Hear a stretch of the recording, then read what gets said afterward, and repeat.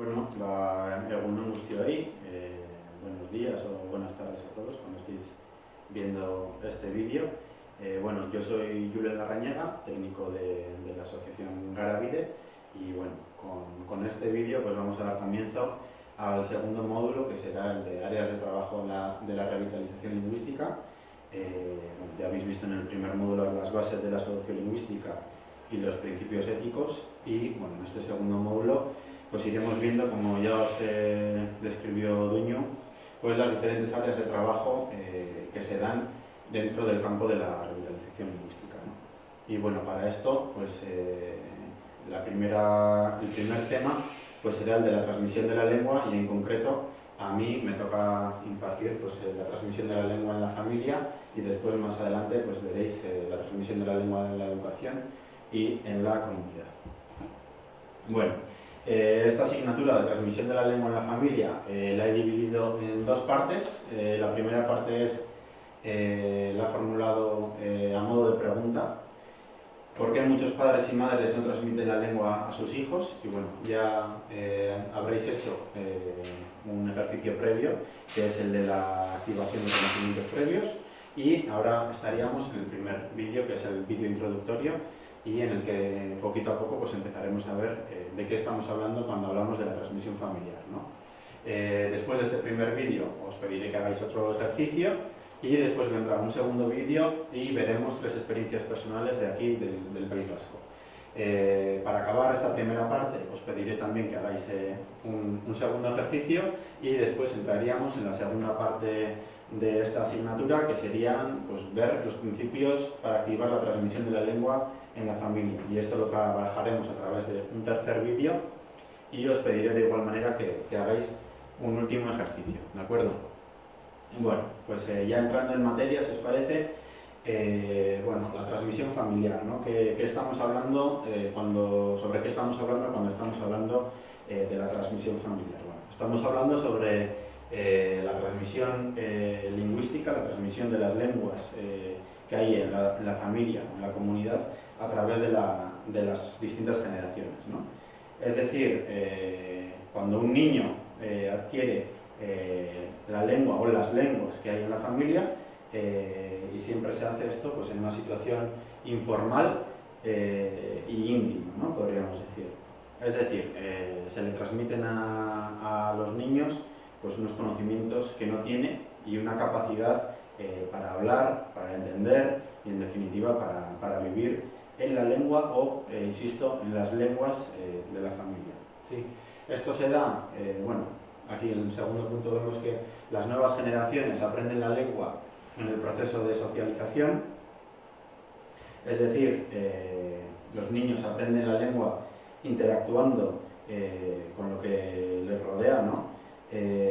Con el entorno, en definitiva con la cultura que les rodea, y aprenden a vivir en esa lengua, ¿no? O en esas lenguas.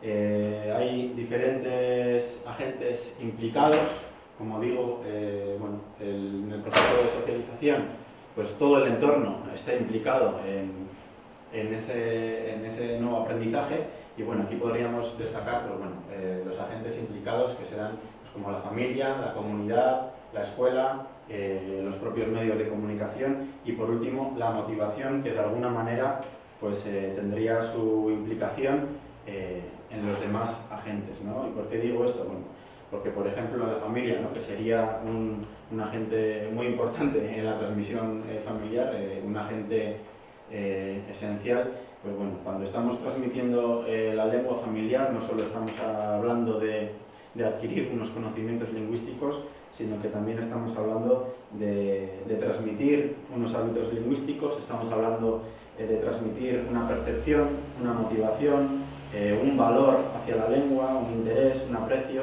y bueno, todo esto pues, se transmite a través de la motivación también, ¿no? La transmisión familiar es el eje principal de continuidad de una lengua, es la vía más natural y eficiente de transmisión de una lengua, y también, por qué no decirlo, es la vía más barata también. y cuando la transmisión familiar falla o empieza a dar señales de que está fallando, pues es una señal inequívoca de alarma, ¿no?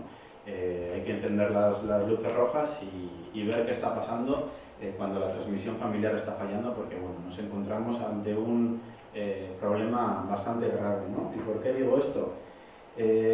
Cuando la transmisión familiar empieza a fallar, significa que el proceso de pérdida de una lengua pues está bastante avanzado, ¿no? Como ya os explicaron en el anterior módulo, la lengua pues sirve para desarrollar funciones, y si la función familiar empieza a fallar, nos indica o viene a significar que antes ya esta lengua pues, está perdiendo las funciones que pueden ser como la función laboral o la función local o la función nacional, ¿no? Entonces, ya cuando empieza a fallar la función familiar, cuando la transmisión familiar se está fallando, pues esto nos habla de que el núcleo, el corazón de la lengua pues está en peligro, y que el peligro pues lo tenemos metido en la casa y lo tenemos metido hasta la cocina, ¿no? Hasta los fogones, podríamos decir. Entonces pues hay que tener mucho cuidado en el momento en el que vemos que la transmisión a los niños pues está fallando, ¿no? Bueno, vemos que es un factor determinante en los estudios sobre la vitalidad de una lengua. En distintos estudios que se hacen es el factor más utilizado, el de la transmisión de la lengua, es decir, ver cuál es la salud a través de las generaciones de una lengua. Y bueno, aquí podemos ver en esta tabla que os traigo en este PowerPoint, bueno, esta tabla la he cogido de un estudio que hacía la UNESCO llamado Vitalidad y Peligro de Desaparición de las Lenguas, y aquí podéis ver, ¿no?, que hablan del grado de vitalidad, y por ejemplo, en este caso, una lengua que no corre peligro pues sería la lengua es utilizada por todos los grupos de edad, incluidos los niños.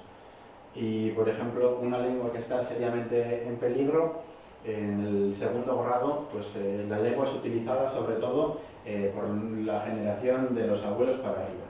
Bueno, en este caso además se podría dar la paradoja de que muchos de estos abuelos sean monolingües en la lengua originaria, es decir, solo hablen la lengua de la comunidad, y sus nietos pues ya no sepan la lengua de la comunidad y solo puedan comunicarse con ellos en la lengua del Estado o en la lengua hegemónica, ¿no? Bueno, este es un esquema un poquito simple, y seguramente las situaciones que vivimos en nuestras comunidades pues tengan más aristas, ¿no? Podríamos hacer una comparativa también de cuál es la situación en una situación urbana o en una situación más alejada de la urbe. Seguramente sería distinta, pero bueno, ya veis que cuando la transmisión familiar empieza a fallar, la lengua se va haciendo más vulnerable cuando ya los padres no están transmitiendo la lengua a sus hijos, y es un factor determinante, ¿no? Bueno, para acabar con este vídeo, pues ya les voy a pedir que en el ejercicio que van a tener que hacer, les voy a pedir que por favor sitúen en esta escala cómo está de salud vuestra lengua, es decir, que piensen ustedes cómo está la transmisión de la lengua en la familia, en su comunidad, y que intenten situar cuál es la situación de vuestra lengua en esta comunidad. Mientras.